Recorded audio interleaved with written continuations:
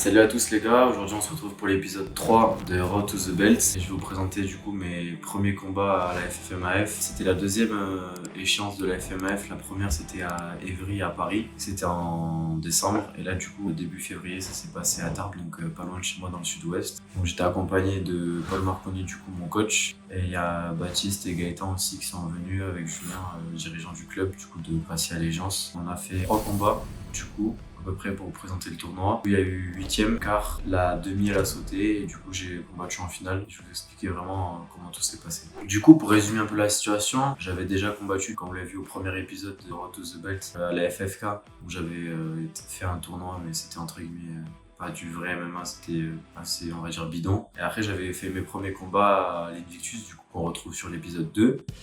Mais c'était vraiment sur un format différent parce que j'avais effectué mes 4 combats sur le même jour. Et là, c'est vraiment un format différent avec la FMAF parce que c'est maximum 2 combats par jour. Où il y a à peu près entre 30 minutes et 1h30 de pause entre chaque combat.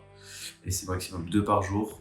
Et du coup, c'est des tableaux où maximum on est 16 par catégorie pour qu'il y ait 8e et quart le premier jour et demi et finale le second jour si jamais on s'est qualifié. C'est toujours en 3x3, 3x3 minutes et du coup règle officielle, donc grand endpoint autorisé, il y a juste pas le droit au coude, pas le droit au genou à la tête, pas le droit aux clés de nuque et aux clés de talon. Du coup vous allez voir mes premiers combats, donc comment ça s'est déroulé. On a fait la pesée, samedi matin on est tous pesés entre 9h et 11h, ça dépend des ordres de passage. Après on fait un check médical. Mais pour revenir à la pesée, il faut savoir une chose, c'est que si on dépasse de 100 grammes, il n'y a pas de tolérance, j'ai une bêtise comme dans certaines organisations, par exemple l'UFC. Là, si on fait 100 grammes de plus, on s'est éjecté, on peut pas combattre. Donc, moi, ma catégorie, c'est 65-800. J'ai fait le poids, il n'y a pas de problème, de toute façon, je ne pas trop, j'ai 2 kilos à perdre à chaque fois, donc c'est pas grave. Et une fois que tout ça est validé, là, du coup, on est apte à combattre et on rentre dans le roster, entre guillemets, de la carte. Donc ça c'est vraiment bien. Une fois que tout le monde s'est pesé, il y a les tableaux qui sortent, donc les brackets, et on voit qui c'est qu'on va affronter. Donc moi pour ma part, premier combat, j'affronte Mohamed Aliassine, que j'ai revu après, c'est un mec super gentil. Et lui il avait terminé 3e au championnat de France l'année dernière, du coup il était qualifié en équipe de France. Donc j'avais un peu de pression parce que je me sous-estime la plupart du temps. Mais bon, je me suis dit que là il fallait que j'aille au charbon. Donc c'est un mec qui avait un profil différent du mien, c'est-à-dire que c'était un mec qui fait du striking pas mal. Il a une bonne lutte, un bon sol, mais il a surtout une différence de taille qui est assez flagrante. Il fait plus d'1m80. Moi, je fais 1m69-70, donc je suis assez petit. Donc le game plan, c'était de casser la distance, lui rentrer dedans. Je vais vous laisser avec les commentaires de Kevin Danet, qui a fait des super commentaires d'ailleurs sur ces 2 jours de tournoi. Donc, je vais vous laisser le match, vous allez le voir directement, et avec des super commentaires. Alors, Hugo contre Mohamed, les dernières consignes de l'arbitre pour un combat en toute sécurité. Et c'est parti pour ce premier round.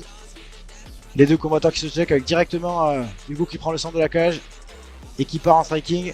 Le basque, ça plonge dans les jambes et ça prend le dos. Ah, c'est très explosif. On le sait, cette catégorie, ça peut partir très vite. Et là, on sent Hugo qui veut guillotiner directement. On voit la différence de taille, mais c'est pas grave. Hugo, il veut casser la distance. De toute façon, il a besoin de faire ça. Voilà, gros travail contre la cage. Le cage control, on le sait, on connaît le Gracie Allégeance pour ça. On sait que là-bas, Paul Marconi et tout ça, toute l'équipe travaille énormément contre la cage, sur ce cage control. Je vous l'ai dit, aujourd'hui dans le MMA moderne, il est indéniable. Et Hugo qui passe dessus et qui se retrouve sur le dos dans la gamme avec Mohamed qui va tenter, je pense, beaucoup de frappes. Voilà, ah ouais, ça frappe. Hugo qui tente de se relever, ça se relève très vite. Et Mohamed qui retombe sur le single leg. Ah, c'est parti à 2000 à l'heure. Hein. Quand je vous dis qu'ils avaient envie d'en découdre. Les combattants, certains sont venus de loin et ils sont pas venus pour acheter du terrain, on l'a vu. C'est ce qu'on aime, de l'intensité. Et là, il y a un gros travail de lutte des deux. Hein. Il y a un Hugo qui est solide, qui tente. Ah voilà, qui a tenté la guillotine enclenchée. Bon, il va falloir s'en sortir, il se relève. Mais le basque qui ne lâche pas. Et c'est fini, terminé, superbe finition. Magnifique dans le premier round par guillotine d'Hugo Antoine Vidal. Donc comme vous avez pu le voir, le premier combat du coup en 8e de finale il s'est bien déroulé. On a réussi à obtenir une victoire assez rapidement, donc au bout de 1 minute 30 si je dis pas de bêtises, quelque chose comme ça. Donc j'ai respecté mon game plan, mais je pensais qu'un gabarit longiligne comme ça aurait moins de force. En fait, il défendait bien la lutte, il avait vachement de force quand je voulais le takedown. Et puis voilà, j'ai réussi à renverser la tendance dans le sens où après qu'il m'ait takedown, j'ai réussi à me relever, j'ai réussi à le takedown aussi en retour, et puis j'ai pris la guillotine. Je l'ai mal ajusté la première fois, je l'ai réajusté une deuxième fois pour bien finir. Au final, c'est passé, il a tapé, donc voilà, je le remercie pour ce combat, parce que c'est vrai qu'il faut être deux pour faire un beau combat. Du coup, là, on se retrouve pour les quarts de finale. J'affronte un gars qui s'appelle Evan Oran, si je dis pas de bêtises. C'est un mec de Jiu-Jitsu arts martiaux. J'avais pas vu du tout son premier combat, je savais pas du tout son style de jeu, donc j'y suis vraiment allé. Je me suis dit, faut que j'impose mon jeu, faut que je domine le combat. Et du coup, je suis vraiment rentré dedans directement et le combat s'est terminé assez rapidement. Et voilà, Hugo qui fait son entrée, qui salue l'arbitre. Voilà, les combattants se checkent. Et c'est parti de suite, Hugo gauche saisi. Ah, c'est parti très vite, hein. Hugo il a pas le temps. Le round d'observation, lui il n'observe pas grand chose. Il s'est lancé dessus en lutte, il a pris le dos. Et là il a déjà placé un crochet, il a déjà les mains placées. Ouais, Hugo l'étranglement est parti, 2 minutes 40, il reste 20 secondes, c'est terminé, 20 secondes, wow, c'est magnifique. Fini, voilà. Il a rien pu faire malheureusement. Donc en vrai c'était une victoire assez rapide.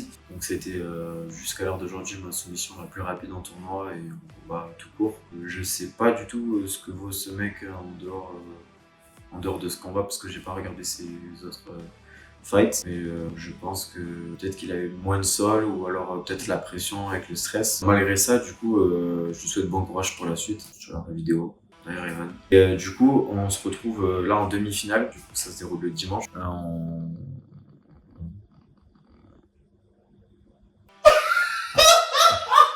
Du coup, pour le dimanche, on s'est retrouvé directement à 9h à la pesée avec mon coach. On s'est pesé, c'est passé. Et on attendait le retour du coup de mon adversaire qui passait toujours pas. On était parti s'échauffer et tout. Et là, je crois qu'il avait loupé le poids de 300 grammes, quelque chose comme ça de mémoire. Et la Fédé n'a pas laissé passer. Et du coup, j'ai, entre guillemets, gagné par forfait. Et là, la chose qui est assez intéressante, c'est qu'en finale, du coup, on devait combattre en fin d'après-midi.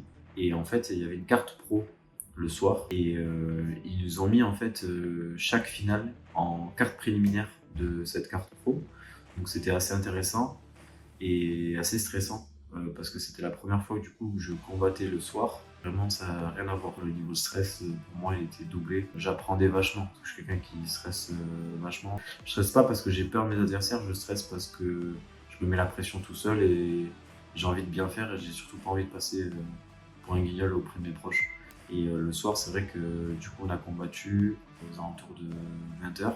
Et j'ai affronté un Français qui s'appelle Charles Grossin, qui avait fait de très beaux combats, qui avait gagné majoritairement par décision unanime tous ses précédents combats.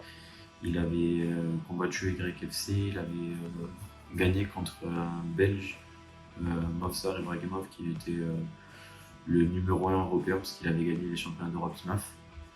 Du coup, je l'ai affronté et malheureusement, c'est pas passé comme prévu. Je vais vous laisser avec les images. Beaucoup d'engouement pour du MMA amateur et ça fait plaisir. Avec Hugo Antion Vidal. Il s'appelle Hugo Vidal.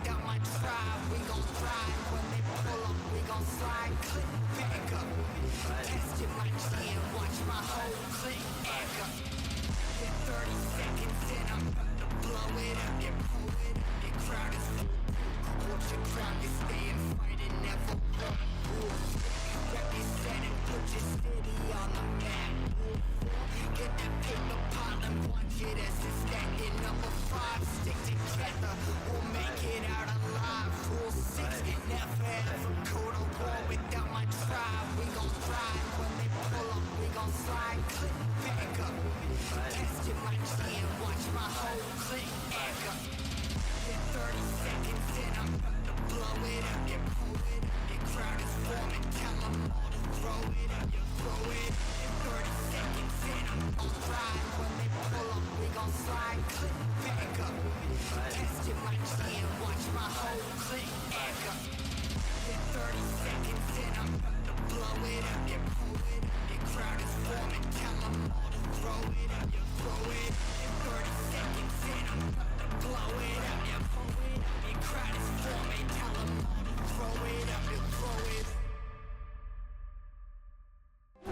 perds cette finale à quelques détails près. La gestion du stress n'a pas du tout été maîtrisée. La gestion de l'effort non plus. J'ai voulu tout donner dans le premier round et ça n'a pas du tout fonctionné parce que de 1, le cardio a baissé. De 2, à faire des choses sans être lucide. Tu fais des mouvements que tu contrôles pas. Ce qui a joué, je me suis claqué l'ischio au début du deuxième round. C'est vrai qu'à partir de là, ça a été très compliqué sur le moral, sur le plan physique et sur l'état du cardio. J'ai tenu la baraque au second round et à partir du troisième, j'ai craqué. Je me suis fait prendre le dos en étant debout, je cherche même pas à péter les grilles, je me fais amener au sol et là il prend mon dos et j'arrive même pas à me remettre forcément à quatre pattes en tortue pour dégrafer les crochets. Et du coup il me termine un peu en grande pente, du coup il est dans mon dos, il frappe.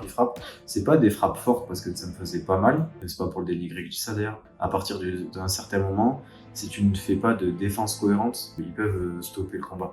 Et c'est exactement ce qui s'est passé, j'ai pas eu de dégâts physiques, j'ai pas eu de tocard ou de bleu ou quelque chose d'autre. C'est juste j'étais dans l'incapacité de me relever, dû à mon manque de lucidité, dû à ma jambe, donc bien joué à lui. C'est avec des choses comme ça qu'on apprend et ça m'a servi pour mes prochains combats que j'ai effectués du coup jusqu'à l'heure d'aujourd'hui. Je termine à la seconde place du coup sur 16 combattants sur cette MMA League de Tarbes, donc je suis quand même content de mon parcours. Je me suis mal géré, j'ai pas écouté les conseils de mes coachs parce que j'étais pas lucide, ça a payé cash. On garde quand même un bon souvenir de cette MMA League, c'est la première compétition que je fais au sein de la Fédé. Franchement en termes d'organisation c'est très bien structuré, que ce soit sur les arbitres, que ce soit sur le staff médical, que ce soit sur l'organisation, la pesée et tout le tralala, c'est vachement bien. Et franchement, c'est que des bons souvenirs dans tous les cas, c'est l'expérience qu'on acquiert. Donc voilà, c'est la fin de cette vidéo. N'hésitez pas à vous abonner, à liker, à commenter, activer la cloche pour suivre toutes les prochaines aventures. L'épisode 4 sort bientôt. Merci beaucoup à tout le monde, à mes sponsors, Fitness Boutique Anglette, AB Pro aussi. Donc merci à tous, merci au club, aux partenaires d'entraînement, à mes coachs. Et on se retrouve pour la suite. Ciao.